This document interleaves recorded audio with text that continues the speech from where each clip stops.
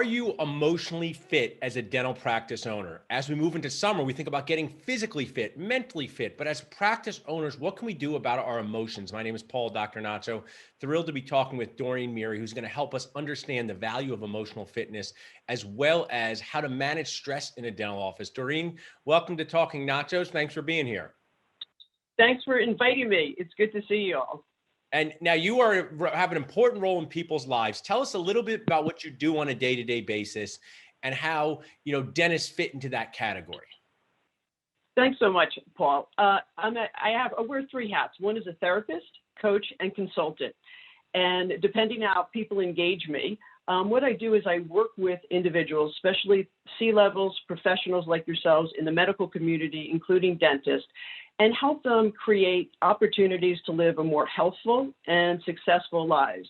And it's really important to take a look at the emotional well-being and emotional fitness, not as an individual, also as a dental practitioner and a practice and business owner. That's awesome. And, I've been a dentist for 19 years. And one of the things I, say that dental school doesn't teach you, and even though I observed my father for his whole life, you don't really know until you're in it, much like being a parent, you don't really know until you're in it. You don't know the emotions and the stress that happen day to day. What are some pain points you see leaders, whether they're dentists or they're experiencing, especially in this pandemic influence time? Yeah, that's a good question. Because we had a stressful, environment prior to the pandemic. And the pandemic, really just put another overlay and compounded some of the stresses associated with business practices, especially dental practices. And one of the reasons that, I wanted to speak with you all today, and I do work with dentists, is because there is an increased rate of depression, anxiety, and also even suicide rate. And actually, dentists suicide occurs 2.5 times more in your profession than in other professions, which is quite significant, a result of the anxiety and stress associated with the work that you do. In addition to that, cardiovascular disease is also very high on the list. So stress, anxiety, and bits of depression really impact your physical well-being. So it's important to really start with head first and to take a look at how you can manage stress. And understand that the consequences of some of the things I just spoke about could result if you don't mind your emotional well-being and your mental health. So I work with dentists to help them look.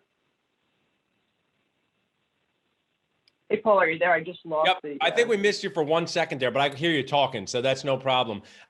You could rephrase or reiterate that last thing you just said if you'd like. So I missed the last piece, but, it's just,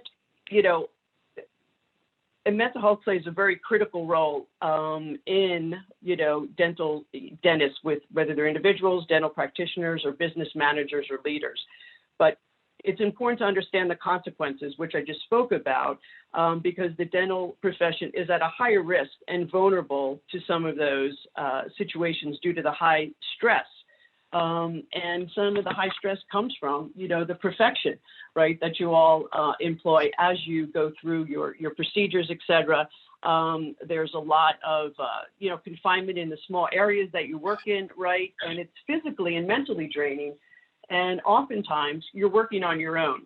Not everybody is as collaborative, right, as your practices, seem to be. So some of the confinement, isolation, stress of perfection, the time pressures, as well as patient anxiety, right? Because there are many, patients that come in and to your practice that sometimes don't want to be there, right? Well, so I think, Doreen, I'm going to cut you off. You're delivering such great value, but you said sometimes don't want to be there. I think you meant all the time don't want to be there, and that's tough being a dentist, because now dentists are problem solvers. Cavity, do a filling. Problem, do a root canal or extraction. What are some ways, so people are identifying, hey, I feel like the way Doreen is talking about here, which I feel that way at times too. What are some strategies that people could take away from listening to you, or what are some strategies you talk about with clients so people can start to so dentists to start to think about maybe healthier coping mechanisms or identifying some of these challenges? Yeah, I think there's so many different leadership practices, that can be employed, but some foundational ones that are so important that help the dentist individually as well as their staff and their patients. And, they include emotional intelligence, resilience, adaptability, and vulnerability. Emotional intelligence, very important, right? The ability for us to be aware of our emotions, identify emotions, and manage our emotions, and also to be aware of emotions of others, right? So self-awareness, self-management, and it's an important leadership trait because it allows managers to build a meaningful connection with those around them. So that's one of the keys. One of the things I'll interject is I'm going to be talking to her later, and I think you know her, and Carol referred me to her. She's one of the most important people in my life, Aldana Ambler, and she says it's all about managing energy. And managing energy is, you know, from the dental assistants to the front desk team to the dentist, it's awareness of that is so key. Where have you found, dentists also like transformational stuff because we transform people's smiles. Do you have something you could share with us about maybe a leader, doesn't have to be a dentist, who said, I don't know if I want to get into this mumbo jumbo emotional stuff, but then later they said, you know what, Doreen, I'm so glad I took the time to do this. It's helped me in my family, my business, my own thing. Do you have any stories like that? Sure. And, you know, back to what you mentioned about Aldana, energy is important. People talk often about, you know, time management. It's really about energy management, right? And if we really manage our energy, take better care of ourselves, and slow down to actually speed up, we can be more aware with what's going on, right? So, you know, what I usually tell people if they have some resistance or hesitation towards the emotional piece is let's talk about resilience and adaptability, because those two pieces are key individually, but most important as dental practitioners, as you manage, you know, your practices and also lead people. So resilience, right, is the capacity to recover quickly from difficulties, right? So you don't wallow or dwell on failures, and it's acknowledging the situation and learning from those mistakes. So you look at the learning, not the loss.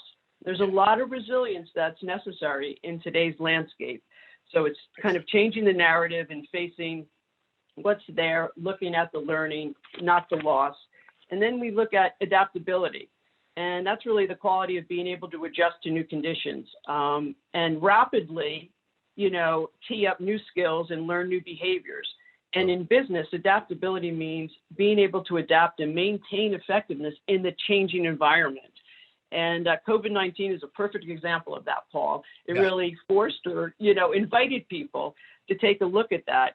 I mentioned resilience and adaptability because pieces of that have to invite you to take a look at how you.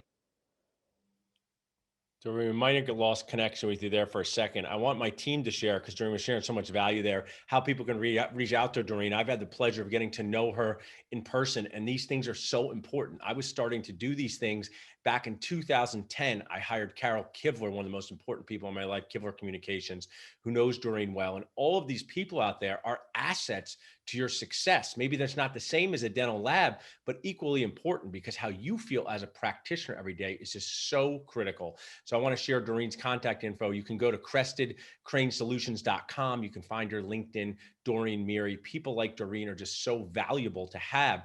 And I'm so glad that I can bring attention and awareness to this as a practice owner who's just as stressed as you, just as exhausted as you, but I have to go in and do those awesome and annoying things it takes to dentists for us to transform people's smiles. We need our team, but we need to take care of ourselves. If we can help you in any way, if you feel like we can be a resource and asset, just reach out to us at dentalnachos.com. And thanks, Doreen, so much for sharing your awesome value with us.